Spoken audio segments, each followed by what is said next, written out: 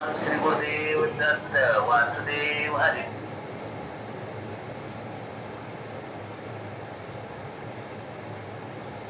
वक्रतुंड महाकाय सूर्यकोटी समप्रभा निर्विघ्नं कुरु मे देवो सर्वकार्येषु सर्वदा. कुंडलीकवरदारी विठ्ठल श्री ज्ञानदेव तुकाराम. पंढरीनाथ भगवान की जय. माऊली ज्ञानेश्वर महाराज की जय. जगद्गुरु संत तुकाराम महाराज की जय. सब संतन की जय.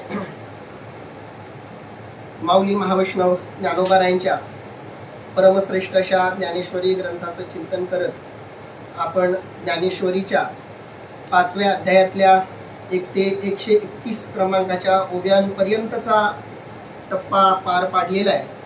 आज आपण 132 क्रमांकाच्या ओव्यांच्या पुढील ओव्यांचं निरूपण करणार आहोत, ज्यामध्ये आपण बघतोय की भगवान श्रीकृष्ण परमात्मा सांगतायत की जिवंतपणीच शरीराच्या नाशापूर्वी ज्यांनी कामक्रोधाधिक विकारांपासून उत्पन्न होणारा जो वेग सहन केलेला आहे आणि तो वेग सहन करण्यासाठी जे समर्थ पुरुष आहेत, अशा मुक्त आणि सुखी पुरुषांचं वर्णन माऊली इथं करतायत.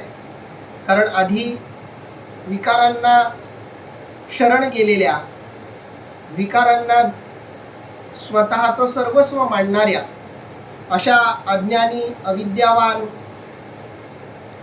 आणि बद्ध दुःखी पुरुषांचं वर्णन माऊलींनी केलं. आणि त्यानंतर त्या उलट असलेले जे ज्ञानी पुरुष आहेत, मुक्त पुरुष आहेत, जे सुखी पुरुष आहेत, अशा पुरुषांचं वर्णन माऊली करताना दिसत आहेत.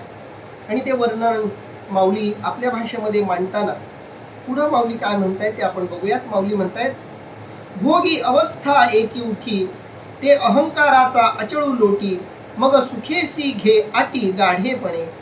अर्थात त्या त्रिपुटीरहित भोगामध्ये अशी एक अवस्था उत्पन्न होते की ती अहंकाराचा, मी भोगता आहे अशा प्रकारचा पर्वत नाहीसा करते आणि मग आपण सुखाला गाढ आलिंगन देते, म्हणजे सुखरूप होते. त्या जीवात्म्याला सुखाची प्राप्ती कशी होते याचं इथं थोडक्यात माऊलींनी वर्णन केलेलं आहे. त्या सुखाचं एकंदरीत आपल्याला स्वरूप इथं माऊलींनी समजून सांगण्याचा प्रयत्न केलेला. आपण सुखाचा जितका गांभीर्यानं, गूढपणानं, एकाग्रपणानं विचार करू, चिंतन करू, तितक्या काही महत्वाच्या गोष्टी आपल्या हाताला लागतात. सुख म्हणजे नेमकं काय आहे? सुख आपल्याला हवं असतं, पण त्या सुखाचं नेमकं स्वरूप काय? सुखाचा आपल्याला अनुभव येतो म्हणजे नेमकं काय घडतं? सुखाच्या अनुभवाच्या वेळी आपण नेमकं काय अनुभवत असतो की ज्यामुळं ते आपल्याला हवंसं वाटतं?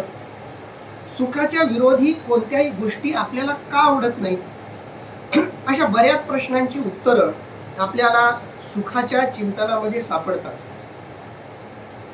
ज्ञानी पुरुष, मुक्त पुरुष, विषयांपासून मुक्त झालेले पुरुष, देहांवर, देहतादात्म्यावर विजय मिळवलेले पुरुष हे प्रामुख्यानं सुखाचे अधिकारी आहेत, असं माऊलींनी सुद्धा वर्णन करून सांगितलं.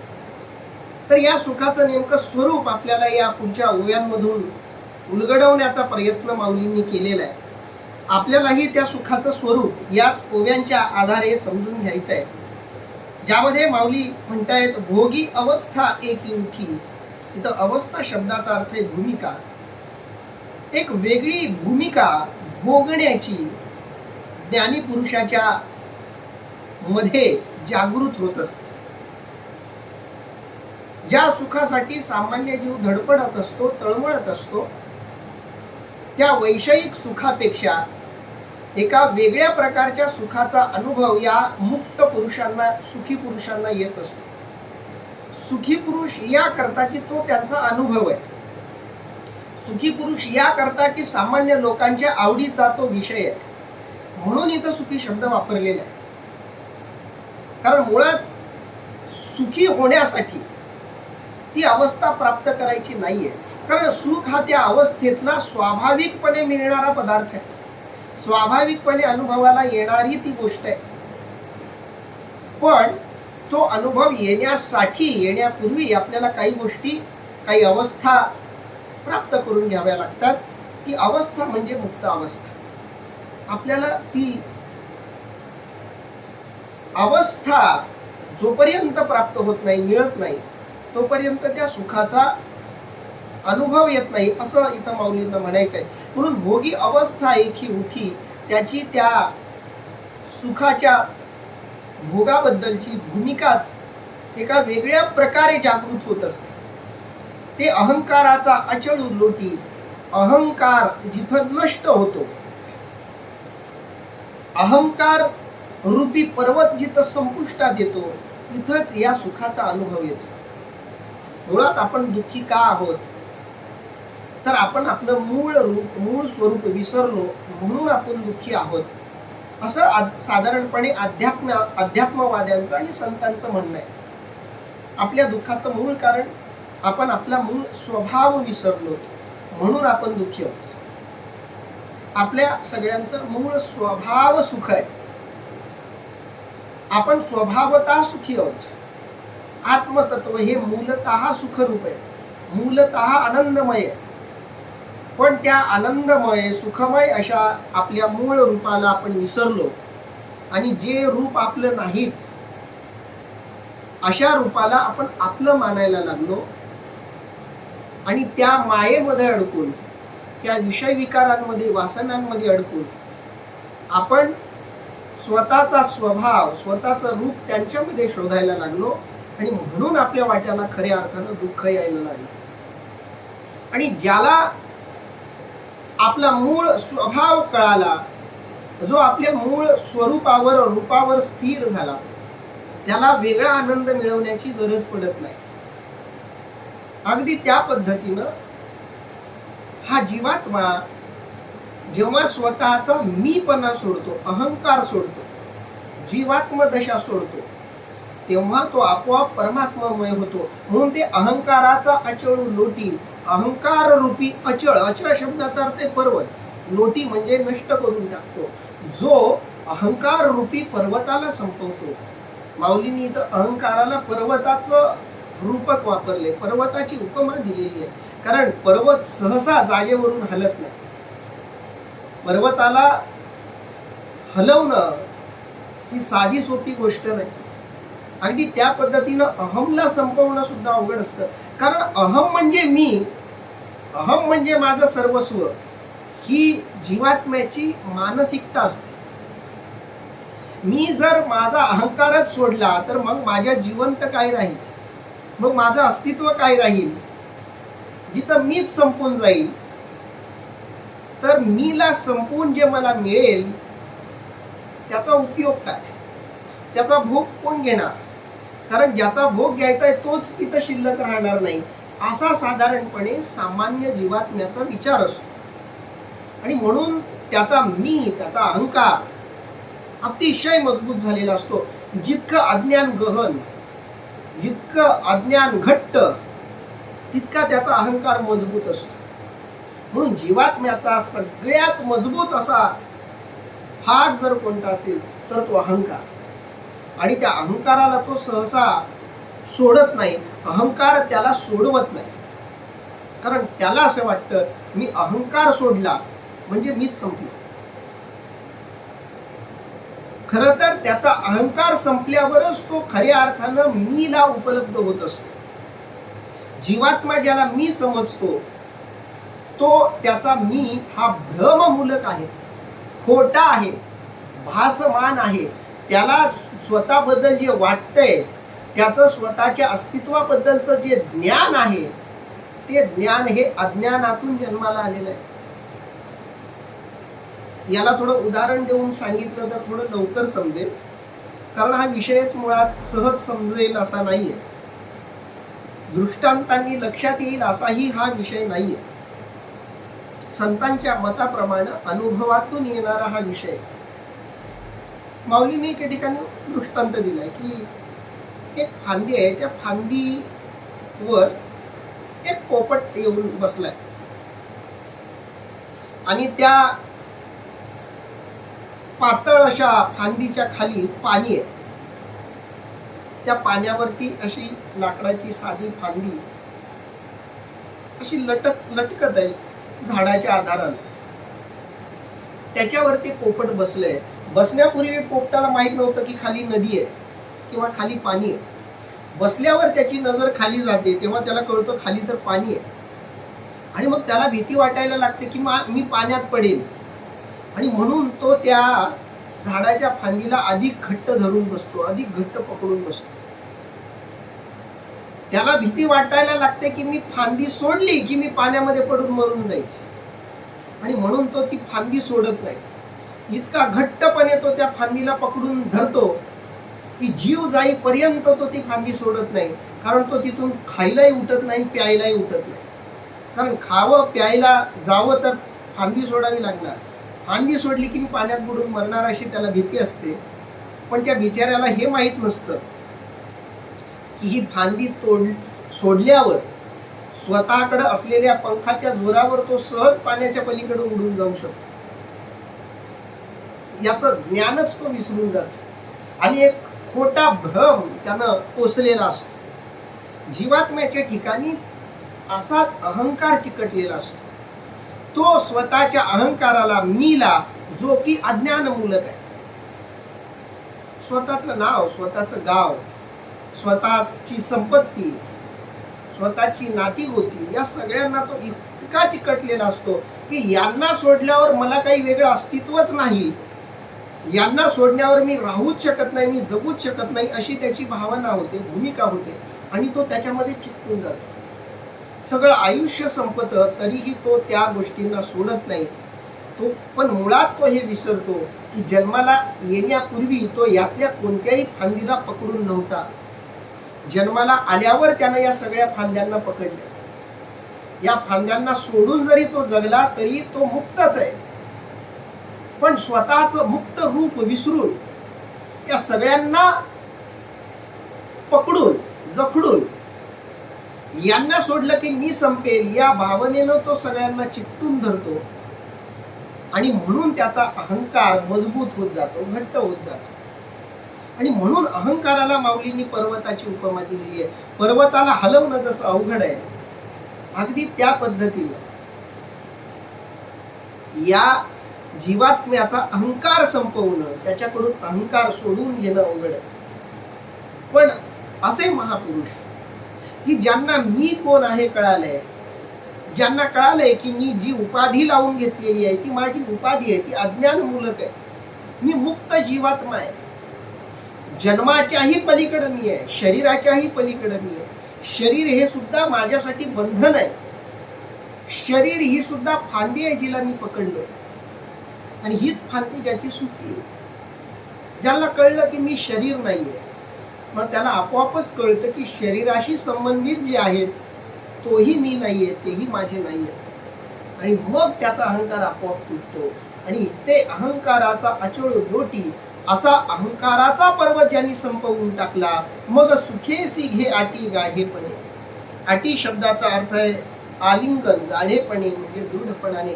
ते सुखाला आनंदानं आलिंगन देतात, ते सुखमय होतात. त्यांचा नित्याचा अनुभव हा सुखाचा अनुभव होऊन जातो. आनंदाचे डोई आनंद तरंग, आनंदाची अंग आनंदाचे, हा त्यांचा अनुभव होऊन जातो. सुखाचे व्यवहारी सुखलाभ झाला, आनंद कोंदला मागे. मी सुखरूप आहे हा अनुभव त्या ठिकाणी त्यांना येतो.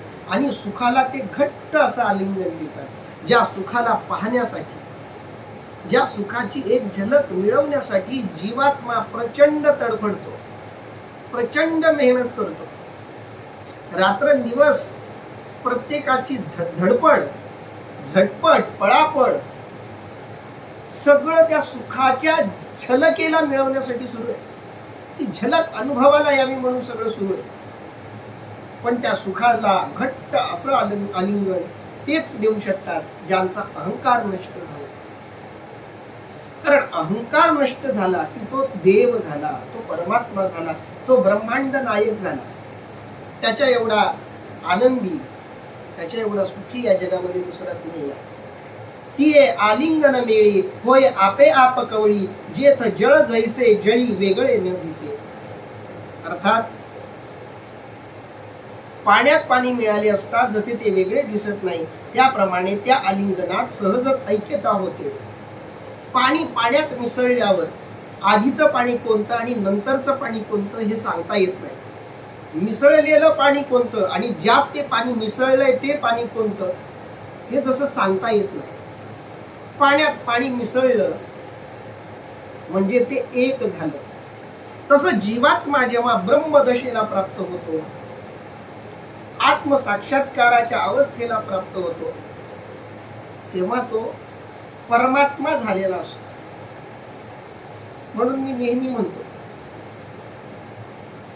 आपल्याला भेद दिसतात पण अस्तित्वात भेद नाहीयेत. अनेक लोकांना प्रश्न पडतो संत कोण, भगवंत कोण, परमात्मा कोण. मूलतः हे सगळे एकच आहे. फक्त आपल्या भेदबुद्धीमुळं ती भेदबुद्धी आपण त्यांच्यावरती आरोपित करतो आणि मग त्या भेदबुद्धीतून आपल्या भेदबुद्धीतून इतरांना भेद रूपानं पाहतो आणि म्हणून मग आपल्याला ते पण वेगवेगळे दिसायला लागते, ते पण वेगवेगळे वाटायला लागते. मुळात सगळ्या देवता एकच आहेत, सगळे देव एक आहेत, सगळे संत एकच आहेत. यांच्यामध्ये अवस्था या अर्थानं कोणताही भेद नाही. तो भेद चैतन्याच्या तत्वावर नाही, त्या चैतन्याच्या ज्या क्रिया आहेत, त्या चैतन्याच्या आधारानं होणाऱ्या ज्या लौकिक भौतिक क्रिया आहेत, त्या क्रियांमुळं तो भेद जाणवतो. मुळात तो भेद नाहीये. कसा तर ती आलिंगन मिळी, जेव्हा जीवात्मा परमात्म्यात विलीन होतो त्या मिलनाच्या वेळी, जीवात्मा आणि परमात्मा यांच्या आलिंगनाच्या वेळी होय आपे आप कवळी. मग आपोआप त्यावेळी काय अवस्था प्राप्त होते, तेथ जळ जैसे जळी वेगळे न दिसे अशी अवस्था तिथं प्राप्त होते. पाणी पाण्यात मिसळावं तसा तो जीवात्मा परमात्म्यात मिसळतो जेव्हा अहंकार संपतो. कारण अहंकार हे आवरण आहे. अहंकार हे कवच आहे, पापुद्रा आहे. तो पापुद्रा निघून गेला. जसं पाण्यामध्ये पाण्यानं भरलेला एक फुगा टाकला, पाण्यानं भरलेला फुगा टाकल्यानंतर जोपर्यंत त्या फुग्याचं आवरण आहे, त्या फुग्याचा जो रबराचा भाग आहे, त्या रबराचं जेवढं आवरण आहे त्या आवरणामुळं त्या फुग्याच्या आतलं पाणी बाहेरच्या पाण्यापासून वेगळं आहे. स्पष्टपणे दिसतंय फुग्यातलं पाणी आणि फुग्याच्या बाहेरचं पाणी स्पष्ट दिसतंय. का दिसतंय? त्या फुग्याच्या आवरणामुळं, फुग्याच्या आकारामुळं ते वेगळं दिसतंय. पण मुळात स्वभावतः फुग्याच्या आतलं पाणी आणि फुग्याच्या बाहेरचं पाणी एकच आहे. मग करावं काय लागेल तर त्या फुग्याला नुसतं फोडलं, एक छोटीशी टाचणी जरी मारली तरी त्या फुग्याच्या आतलं पाणी बाहेरच्या पाण्यात असं मिसळून जाईल की नंतर तुम्हाला फुग्याच्या आत असलेलं पाणी कोणतं होतं आणि फुग्याच्या बाहेर असलेलं पाणी कोणतं होतं हे सांगता येणार नाही. अगदी त्या पद्धतीनं अहंकाराचं आवरण या जीवात्म्यानं स्वतःच्या भोवती लावून घेतलं. हे आवरणही कुणी दुसऱ्यानं लावलेलं नाहीये, आपल्याच अज्ञानानं अविद्येनं आपल्याच भोवती लावलेलं ते आवरण आहे. आणि ते आवरण एकदा संपलं की अध्यात्माच्या दृष्टीनं तो जीवात्मा परमात्मा बनून जातो. आणि मग तो एकदा जीवात्मा परमात्मा झाला की तो जीवात्मा वेगळा राहत नाही, तो परमात्ममय झालेला असतो. आणि मग त्याचं जे जीवात्म असणं आहे ते जीवात्म असणं केवळ भेद बुद्धीच्या लोकांना जाणवतं, भेद बुद्धीच्या लोकांनाच ते दिसतं. पण अस्तित्वाच्या दृष्टीने ते दोघं एकच झालेले असतात. ते तर जळ जैसे जळी वेगळं दिसे का आकाशी वायू हरपे, ते तर दोन्ही हे भाष लोपे. तैसे सुखची उरे स्वरूपे सुरती ती. अर्थात किंवा आकाशात वाऱ्याचा लोप झाला असता त्या ठिकाणी आकाश व वायू हा जसा भेद उरत नाही, त्याप्रमाणे त्या ऐक्य स्थितीत सुख स्वरूपातच राहते. माऊलींनी आणखी एक वेगळा आणि आणखी समर्पक असा दृष्टांत दिला. पाण्यात पाणी मिसळताना पाण्याला जो वेगळं करणारा आवरणाचा भाग आहे, कवचाचा भाग आहे, तो एखाद्या वेळी मजबूत वाटू शकतो. तेवढाही भेद जीवात्म्यात आणि परमात्म्यात नाही. एवढं ते आवरण असून नसल्यासारखं आहे. कारण ते आवरणच मुळात भ्रममूलक आहे, अज्ञानमूलक आहे. म्हणून माऊलींनी थोडा वेगळा दृष्टांत दिलाय. माऊलींचा हा दृष्टांत सत्याच्या, अध्यात्माच्या अधिक जवळ जाणार आहे. माऊली म्हणतायत का आकाशी वायू हरपे. वारा आकाशात मिसळला, वारा आकाशात गेला की तो वारा आणि आकाश वेगळे राहत नाहीत. कारण मुळात आकाश म्हणजे पण वायूच. आकाश हे एका अर्थानं वायूंनीच भरले. काही नसणं म्हणजे आकाश. त्या काही नसण्यात वायू पण असू शकतो. म्हणून त्या आकाशात जसा वायू लुप्त होऊन जातो, हरपून जातो, ते तर दोन्ही हे भाष्य लोपे. तिथं आकाश आणि वायू या दोन गोष्टी राहतच नाहीत. ही भाषाच तिथं संपून जाते. द्वैताची भाषा ही सुद्धा भाषेतून जन्माला आलेली आहे. अध्यात्मामध्ये सुद्धा हीच द्वैताची भाषा वापरावी लागते. कारण भाषा ही द्वैतातूनच निर्माण होते. अद्वैतामध्ये भाषेची निर्मितीच संभवत नाही. भाषा वैज्ञानिक सुद्धा सांगतात भाषा का जन्माला येते. जिथं एकाला दुसऱ्याशी बोलायचं असतं, बोलण्याचा मार्ग म्हणून, संप्रेषणाचं साधन म्हणून भाषा जन्माला आली. संप्रेषणासाठी दुसरा असावा लागतो. दुसरा असेल तर भाषा लागते, दुसरा नसेलच तर भाषा कशाला लागेल. तुम्हाला बोलण्यासाठी भाषा नाही वापरत, मी मला बोलण्यासाठी भाषा नाही वापरत. आपण दुसऱ्यांना बोलण्यासाठी भाषा वापरत असतो. भाषेचं मूळ द्वैतात आहे, भेदात आहे. आणि म्हणून जिथं अद्वैत अनुभवाला येतं, जिथं अभेद अनुभवाला येतो, तिथं भाषेचं काम राहत नाही. म्हणून संतांना भेटले की ते काही बोलत नाहीत. भक्त भगवंताला भेटले की काही बोलत नाहीत. कारण बोलावं तर ज्याच्या संदर्भात बोललं जाणार आहे तो आणि जो बोलतोय तो यांच्यामध्ये भेदच नाही. बोलणारा आणि ज्याच्याबद्दल बोललं जातंय तो यांच्यामध्ये जर अभेद असेल तर तिथं बोलण्याची भाषा येणारच नाही. म्हणून माऊली सांगतायत ते तर दोन्ही हे भाषा लोपे. तिथं दोन ही भाषाच संपुष्टात येते. तैसे सुखची उरे स्वरूपे सुरती तिथे. तिथं स्वरूपतः सुखच उरतं. सुरती शब्दाचा अर्थ आहे ऐक्य स्थितीत. तिथं ऐक्य स्थितीच केवळ उरते. तिथं अद्वैत स्थितीच केवळ उरते. तिथं भगवंत मी भगवंत हाच अनुभव तिथं केवळ उरतो. ऐशी द्वैताची भाष जाय मग म्हणो जरी एकची होय तरी तेथ साक्षी कवणू आहे जाणते जे. त्यातलं आणखी एक गुण स्पष्ट करताना माऊली म्हणतायत याप्रमाणे द्वैताची भाषा नाहीशी झाल्यावर एकरूपता होते असे जर म्हणावे तर ऐक्य असे आहे असे जाणणारा दुसरा साक्षी कोण. कारण एकत्व धर्म सापेक्ष आहे म्हणून. बघा इथं पुन्हा माऊलींनी भाषेच्या मर्यादा स्पष्ट केलेल्या आहेत. थोडंसं खोलात जाऊन भाषेचं मानसशास्त्र तपासलं तर असं लक्षात येईल की भाषा ही द्वैतमूलक असल्यामुळं भाषा बोलणाऱ्याच्याही मनामध्ये द्वैत असतं. कारण भाषेचं सुद्धा एक मानसशास्त्र असतं. भाषा निर्माण करणारा आपलं काही एक त्या भाषेमध्ये लादत असतो. आम्ही भाषा विज्ञानात समाज भाषा विज्ञानाचा पण अभ्यास करतो. समाज भाषा विज्ञान ही भाषा विज्ञानाची एक शाखा आहे. त्या शाखेमध्ये भाषा तयार होताना भाषा तयार करणारा जो समूह आहे त्याची मानसिकता कशी झिरपते, कशी प्रकट होते भाषेतून, हे दाखवण्याचा प्रयत्न होतो. काही छोटी उदाहरणं देतो तुम्हाला. इंग्रजीमध्ये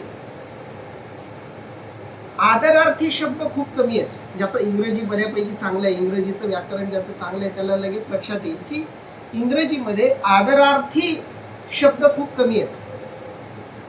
नात्यांमधला सूक्ष्मपणा इंग्रजीमध्ये खूप कमी आहे. म्हणजे आपल्याकडं काकाला, मावशीला, आत्याला,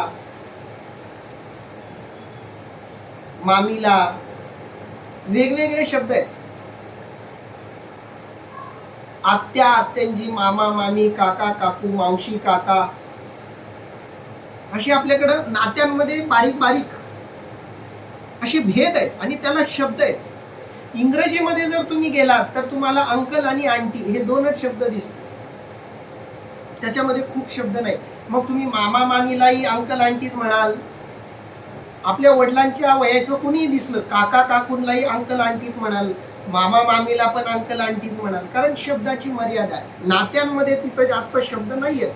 का तर तिकडची कुटुंब व्यवस्था वेगळी आहे, समाज व्यवस्थाच वेगळी आहे. आपल्याकडं त्याच्यामध्ये खूप लोकांनी भर दिलेला आहे, खूप काम केलेलं आहे. कारण त्या नात्यांमध्ये खूप सूक्ष्मता आहे.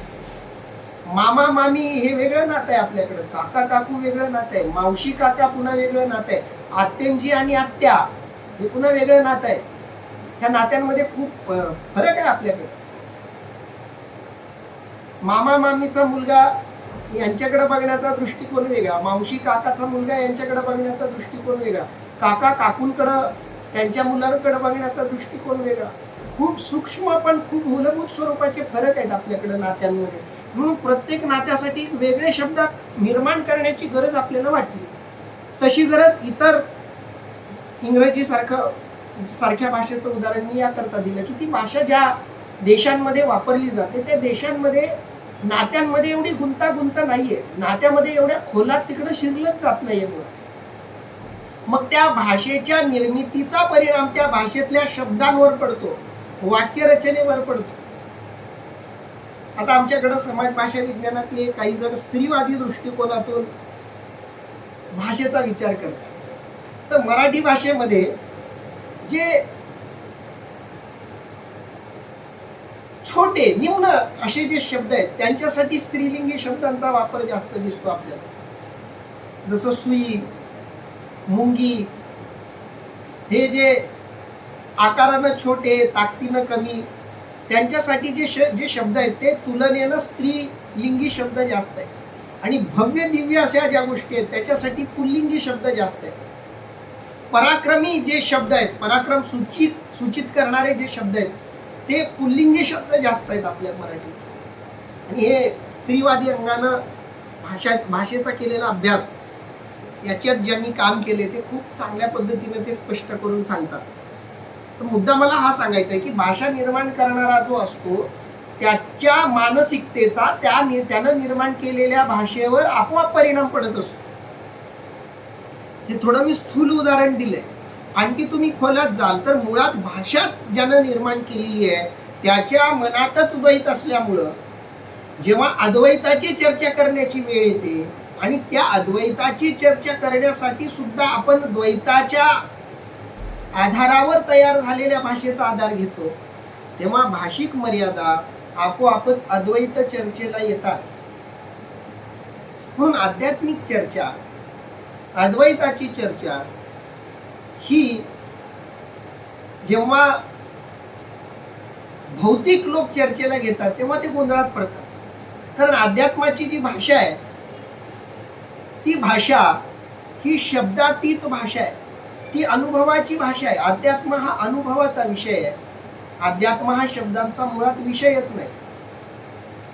पण अध्यात्माचा अनुभव जेव्हा भाषेच्या माध्यमातून व्यक्त करण्याचा प्रयत्न होतो तेव्हा भाषेच्या मर्यादा अध्यात्माच्या अनुभवाच्या अभिव्यक्तीवर आपोआप येतात. माऊली तेच इथं सांगतात, ऐशी द्वैताची भाष जाय.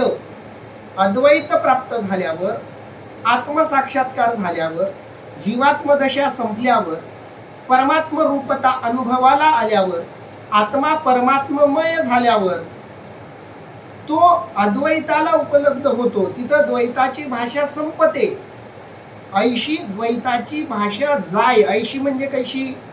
जसं आकाशात वायू एकरूप होतो तशी, किंवा पाण्यात पाणी एकरूप होतं तशी, जिथं द्वैताची भाषा जाते. मग म्हणो जरी एकची होय, मग दोन संपले आणि एक उरलं असं जरी म्हणायला जावं तरी तेथ साक्षी कवणू आहे, जाणते जे. आता इथं आध्यात्मिक अनुभवामध्ये जीव आत्म्यात विलीन झालाय, एकरूप झालाय, हे जाणणारा साक्षी तरी कोण असणार आहे? कारण साक्षी कुठं संभवतो? जिथं ताठस्थ्य आहे तिथं साक्षीत्व संभवतं. जिथं पाहणारा आहे, जिथं वेगळेपणा आहे, तिथं साक्षीत्व संभवतं. जिथं एकरूप होणारा, ज्याच्यात एकरूप होतोय तो एकच होत आहेत, एकच आहेत हा तिथं अनुभव येतोय, तर मग तिथं साक्षी कोण असणार? पाणी पाण्यात मिसळलं तर पाण्यात मिसळलेलं पाणी पाहणारा कोण? पाण्यात मिसळलेलं पाणी जाणणारा कोण? कारण जाणणाराही पाणीच होणार आहे, अनुभवही पाणीच होणार आहे, आणि ज्यात तो अनुभव विलीन होणार आहे तेही पाणीच आहे. मग ते कुणाला कळतो तो अनुभव? तर माऊली सांगताय, जाणते जे. जे जाणते आहेत, जे अनुभवी आहेत, त्यांनाच तो कळतो. बाकी शब्दात तो सांगता येत नाही. ही शाब्दिक मर्यादा इथं माऊलींनी दाखवलेली आहे. पुढे भगवंत काय म्हणतायत श्लोकामध्ये बघूया. योंतः सुखोंतरारामस तथांतर ज्योती रेवय स योगी ब्रह्म निर्वाणम ब्रह्मभूतोधिगच्छति. अर्थात जो अंतरात्म्यामध्येच सुखी असतो, आत्म्यामध्येच रममाण असतो, त्याचप्रमाणे आत्माच ज्याचा प्रकाश आहे तो ब्रह्माशी ऐक्य पावलेला पुरुष ब्रह्मरूप होतो.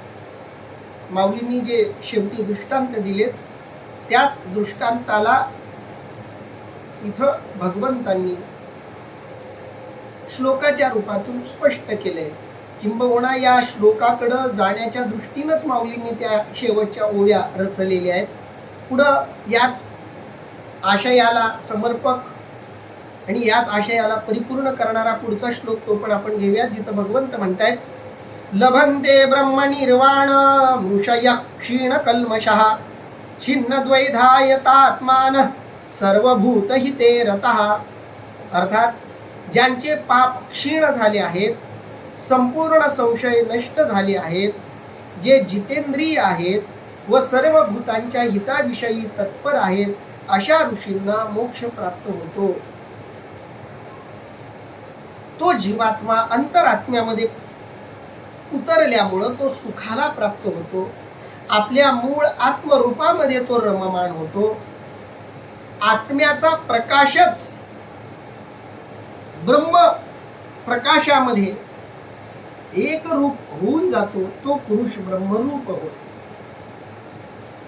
आणि हे ब्रह्मरूपत्व त्यालाच प्राप्त होतं ज्याचे पाप क्षीण झालेले आहेत, ज्याच्या अंतःकरणातला संपूर्ण संशय नष्ट झालेला आहे, जो जितेंद्रिय आहे आणि त्या जितेंद्रिय असण्याबरोबरच सर्व भूतांच्या हिताबद्दल जो तत्पर आहे, असा जो ऋषी तुल्य आहे, माऊली सांगतायत त्यालाच मोक्ष प्राप्त होतो. माऊली या श्लोकाचं काय वर्णन करतायत बघूया. म्हणून असो हे आघवे येथ न बोलणे काय बोलावे, ते कुणाची पावेल स्वभावे आत्माराम. अर्थात म्हणून हे सर्व राहू द्या. न बोलण्यासारखी गोष्ट ती बोलून कशी दाखवावी? आत्मानुभवी पुरुषालाच त्याची खूण कळेल. हे बोलण्यासारखा विषयच नाही. हा बोलण्याच्या पलीकडचा हा विषय आहे. या विषयावर जेवढं बोलावं तेवढं कमीही आहे. जेवढं बोलावं तेवढं बोलणं सदोषही आहे. कारण बोलणारा ज्या अनुभवातून बोलतोय तो अनुभव वेगळ्या बाजूला राहतो. तो अनुभव तो ज्या माध्यमातून मांडायला जातो त्या माध्यमाच्या मर्यादा त्याच्या अनुभवाला येतात आणि ऐकणारा त्याच्या अनुभवाच्या आधारातून त्या शब्दांचा अर्थ लावतो. खूप मोठा धोका आहे. खूप मोठा धोका आहे. संतांनी ते धाडस केलं. संतांनाही माहिती होतं आम्ही आमचा अनुभव शब्दातून सांगण्याचा प्रयत्न करतोय खरा, पण लोक आमच्या शब्दांचा काय अर्थ लावतील? सगळेजण आपापल्या सोयीनं अर्थ लावतात. संतांच्या मतांचा, संतांच्या बोलण्याचा सगळे आपापल्या परीने अर्थ लावतात आणि प्रत्येकाला वाटतं मी सांगतोय तोच अर्थ खरा. भगवान गौतम बुद्धांना साक्षात्कार झाल्यावर ते 6 महिने याचसाठी मौन राहिले होते की मला जे ज्ञान प्राप्त झालंय, मला जो बोध प्राप्त झालाय तो मी मांडायला गेलो तर लोक माझा अनुभव नाही समजून घेण्याचा प्रयत्न करणार. ते मी मांडलेला अनुभव ज्या शब्दातून मांडलाय ते शब्द समजून घेण्याचा प्रयत्न करतील आणि शब्दांमध्येच गुंतून राहतील. शब्दांच्याच जंजाळ्यात अडकतील. सगळ्या संत साहित्याचं, सगळ्या धार्मिक आध्यात्मिक ग्रंथांचं तेच झाले. लोक शब्दांमध्ये अडकून बसले. शब्दांचे खेळ झालेत. अध्यात्म सुद्धा शाब्दिक कोट्यांचा बाजार झालाय. अनेक ठिकाणी तो बघायला मिळतो. मुळात अध्यात्म हा शब्दांचा विषयच नाही. अध्यात्म हा अनुभवाचा विषय. माऊली म्हणतायत म्हणून असो हे आगावे, हे सगळं राहू दे. येतं न बोलणे काय बोलावे. जिथं बोलण्यासारखंच काही नाही तिथं काय बोलावं? ते खुणाची पावेल स्वभावे आत्माराम. जो आत्मा अवस्थेला प्राप्त झाला, ज्याचा आत्मा रामरूप झाला. आता इथं पुन्हा राम म्हटलं की तो अयोध्येचा राम, धनुष्यबाणधारी राम बऱ्याच जणांना आठवू शकतो. कारण शब्दाशः अर्थ तर तिकडच जातो. हीच मोठी अडचण आहे अध्यात्मवाद्यांची. आत्माराम म्हणजे आत्मरूप अवस्था प्राप्त झाल्यानंतर आपोआपच त्याला कळतं. ते खुणाची पावेल स्वभावे आत्माराम. आत्मारामच खूण जाणतो. जे ऐसेनी सुखे मातले आपण पाची आपण गुंतले. ते मी जाणे निखळ ओतले सामरस्याचे. अर्थात जे अशा सुखाने मत्त झाले व आपल्याच ठिकाणी आपण रममाण झाले, श्री भगवान म्हणतात त्यांना मी ब्रह्मानंदाचे ओतीव पुतळेच आहेत असे समजतो. जे ऐसेनी सुखे मातले, ज्यांचा अहंकार संपला, ज्यांचा मी संपला, ज्यांचा देहभाव संपला, विषयांवरचं प्रेम ज्यांचं संपलं, ज्यांचं पाप संपलं, मी ब्रह्मरूप आहे या वाक्याबद्दलचा ज्याचा संशय संपला,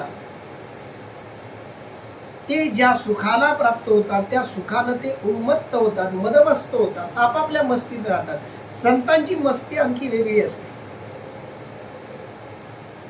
जे ऐसेनी सुखे मातले, मातले म्हणजे मस्त झाले, ती एक मस्ती वेगळी. जे ऐसेनी सुखे मातले आपण पाची आपण गुंतले, स्वतः ते रममाण झाले. ते मी जाणे निखळ ओतले सामरस्याचे. माझ्या मते विचाराल अर्जुना, माझं मत विचारशील तर मी त्यांना सामरस्याचे निखळ ओतले मानतो. निखळ म्हणजे निव्वळ, सामरस्य म्हणजे ब्रह्मानंद, ओतले म्हणजे पुतळे. मी त्यांना ब्रह्मरसाचे पुतळेच मानतो. पुतळे म्हटलं की आकार आला. बघा पुन्हा खूप गहन असं उदाहरण माऊलींनी दिलं. सोनं आहे, सोन्याचे साचे असतात, त्याला डाय म्हणतात. मी ज्या भागात राहतो वाणगाव, तिथून मी म्हणजे माझं कॉलेजचं गाव चिंचणी. चिंचणी गाव म्हणजे भारतातलं सोन्याचे साचे बनवणारं गाव म्हणून प्रसिद्ध आहे. जे सोन्याचे अलंकार आपण बघतो देशात, देशाबाहेर, जगभरात बऱ्याच ठिकाणी आमच्या चिंचणीत बनवलेल्या ज्या डाय असतात त्या आकाराचे दागिने पूर्ण देशभर, जगभर जातात. तर डाय मेकिंगचा खूप मोठा बाजार आमच्या चिंचणीला आहे. ते साचे बनवतात. आमचे बरेच विद्यार्थी, त्यांचे पालक वगैरे ते बनवतात साचे. तर ते साचे म्हणजे काय असतं, तर त्याच्यामध्ये तुम्ही सोनं टाकलं की त्या आकाराचं सोनं बनतं. त्याच्यात तुम्ही लोखंडाचं पाणी ओतलं तर त्या आकाराचं लोखंड बनतं. जर्मल टाकला तर त्या आकाराचं, जे टाकाल त्या आकाराचं, त्या डायमध्ये कशाचंही पाणी होता तो आकार त्याला प्राप्त होतो. आता ज्याचा आकार प्राप्त झालाय तो आकार आणि तो आकार ज्या धातूचा आहे तो धातू, याच्यामध्ये काय भेद आहे मला सांगा. सोन्याचा एखादा अलंकार आणि सोनं यात काय फरक आहे. माती आणि मातीचा माठ यांच्यात काय फरक आहे. हा फरक फक्त आकाराचा आहे. आकाराच्या पलीकडे यांच्यात कोणताही फरक नाहीये. फरक फक्त आकाराचा आहे. फरक, भेद, भेदत्व हे आकारानं निर्माण केलेला भास आहे. आकार सोडून तुम्ही बघाल, आकाराची दृष्टी सोडून बघाल तर सोन्याचे अलंकार आणि सोनं एकच आहेत. अगदी त्या पद्धतीनं मी त्यांना सुखाचे पुतळे मानतो. पुतळे म्हणजे आकार, ते दिसत आहेत म्हणून आकार दिसतोय, कारण चालता फिरतं बोलतं असं ते रूप दिसतंय म्हणून पुतळे असा आकारात्मक सूचक प्रतिमा इथं माऊलींनी वापरले. पण सामरस्याचे, ब्रह्मानंदाचे ते पुतळेत असं मी मानतो असं भगवंत म्हणतात. ते आनंदाचे अनुकार, सुखाचे अंकुर की महाबोधे विहार केले जैसे. अर्थात ते आनंदाचे पुतळे, सुखाचे अंकुर किंवा महाबोधाचे क्रीडास्थानच आहेत. ते आनंदाचे अनुकार आहेत. अनुकार शब्दाचा अर्थ आहे पुतळे. ते आनंदाचे पुतळे आहेत. ते सुखाचे अंकुर आहेत. सुख जिथून जन्माला येतं, सुखाला जिथून आकार मिळतो, सुख जिथून दृश्य व्हायला लागतं, दर्शमान व्हायला लागतं, असे ते आहेत की महाबोधे विहार केले जैसे.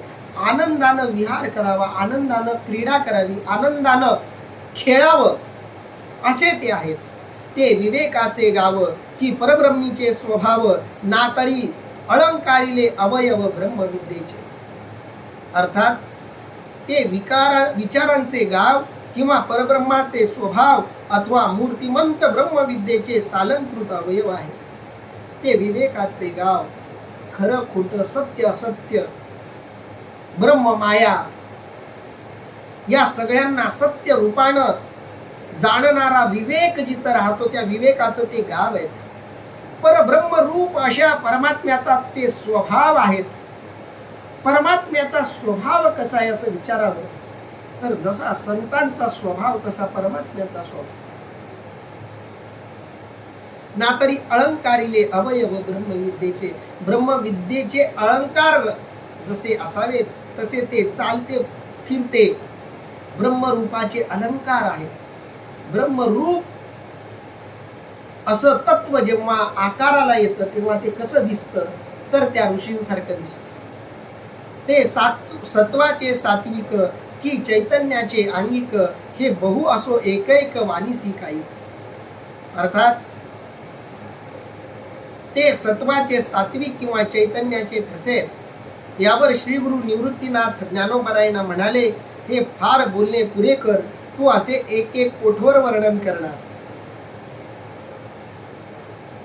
ते सत्वाचे सात्विक की चैतन्याचे आंगिक. आंगिक शब्दाचा अर्थ आहे ठसे, ते चैतन्याचे ठसे आहेत. जशी शाई, त्या शाईमध्ये जे बुडवाल त्याप्रमाणे तो ठसा आकाराला येतो. माझा अंगठा बुडवला, माझ्या अंगठ्याप्रमाणे ठसा पडला. तसे ते चैतन्याचे ठसे, चैतन्याचा दृश्य असा अनुभव म्हणजे ते आहेत. सत्वाचे ते सात्विक आहेत. असं एकेकाचं किती वर्णन करशील, असं निवृत्तीनाथ ज्ञानोबरायांना म्हणाले. इथं आपण थांबूयात. राहिलेल्या ओव्यांचं आणि श्लोकांचं निरूपण आपण उद्या करूया. पुंडलिक वरदारी विठ्ठल श्री ज्ञानदेव तुकाराम. पंढरीनाथ भगवान की जय. माऊली ज्ञानेश्वर महाराज की जय. जगद्गुरु संत तुकाराम महाराज की जय. सब संतन की जय.